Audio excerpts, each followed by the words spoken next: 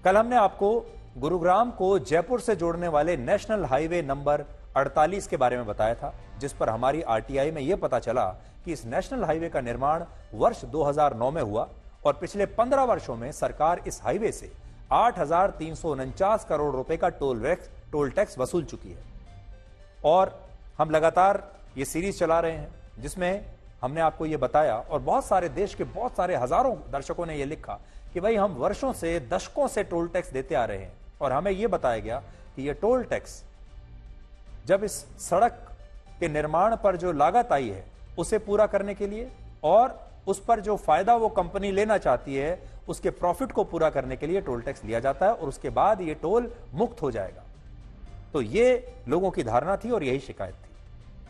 लेकिन आज केंद्रीय सड़क एवं परिवहन मंत्रालय ने इस पर अपना एक जवाब हमें भेजा है और यह जवाब आज हम आप तक पहुंचाना चाहते हैं। इसमें बहुत सारी बातें हैं जो शायद आपको ना पता हो। इसमें 10 बड़ी बातें हैं, ध्यान से सुनिएगा। पहली बात, 10 मीटर से ज्यादा चौड़ाई वाले सभी नेशनल हाईवेज पर टोल टैक्स लिया जाता है।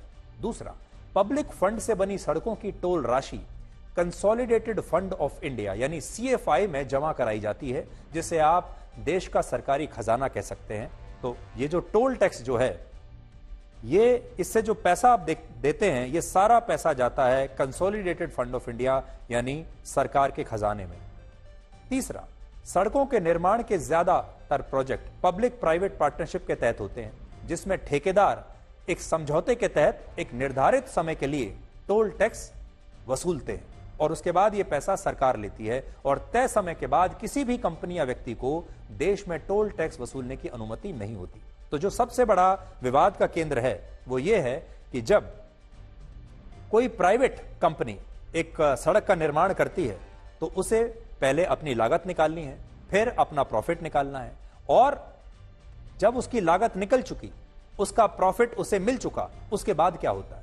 तो सरकार ने यह स्पष्ट किया है कि जब उसका प्रॉफिट उसे मिल गया, उसकी लागत उसे मिल गई, उसके बाद पैसा उसे मिलना बंद हो जाता है सभी मामलों में और उसके बाद ये जो पैसा है ये सरकार के खजाने में आता है। और इसमें साफ साफ ये लिखा है कि जो PPP प्रोजेक्ट होते हैं उसमें डेवलपर पहले ये फीस कलेक्ट करता है जो एग्रीमेंट के हिसाब से होती है और उसके बाद जब उसका एग्रीमेंट समाप्त हो जाता है तो आप जो टोल टैक्स देते हैं वो पैसा सरकार की जेब में जाने लगता है। तो इसलिए बहुत सारे टोल प्लाजा ऐसे हैं जहां पर प्राइवेट कंपनी ने अपना प्रॉफिट वसूल लिया है, अब भी जो आप टोल दे रहे हैं वो सरकार की जेब में जा रहा है, सरकारी खजाने में जा रहा है। इसका मतलब ये, अगर किसी हाईवे और सड़क पर टोल टैक्स कई वर्षों से आप दे रहे हैं तो उस टोल टैक्स की राशि किसी प्राइवेट कंपनी के पास नहीं बल्कि अब सरकार के पास जा रही है और सरकार इस पैसे से देश में और दूसरे नेशनल हाईवे बनाती है इसी पैसे से।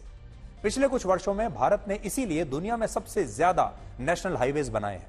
वर्ष 2014-15 से लेकर 2023 और 24 तक 96,000 किलोमीटर हाईवेज का निर्माण हुआ है, जो कि पूरी दुनिया में सबसे ज्यादा है। टोल टैक्स देश के नेशनल हाईवे के लिए एक फंडिंग का मुख्य स्रोत है और इससे देश में सड़कों का निर्माण हो रहा है। जो देश में बाकी नई सड़कें बन रही हैं, जो बाकी नए हाईवेज बन रहे हैं, वो इसी पैसे से बन रहे हैं जो आप टोल टैक्स के रूप में दे रहे हैं। पिछले साल सरकार ने 25,000 करोड़ रुपए का टोल टैक्स इकट्ठा किया था और यह पैसा नए नेशनल हाईवेज के निर्माण में लगाया गया।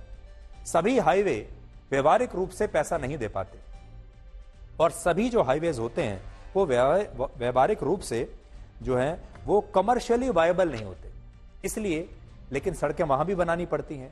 इसलिए इनके विकास के लिए, इन्हें बनाने के लिए जब इनका निर्माण किया जाता है, इसी टोल टैक्स के पैसे का इस्तेमाल उस समय किया जाता है।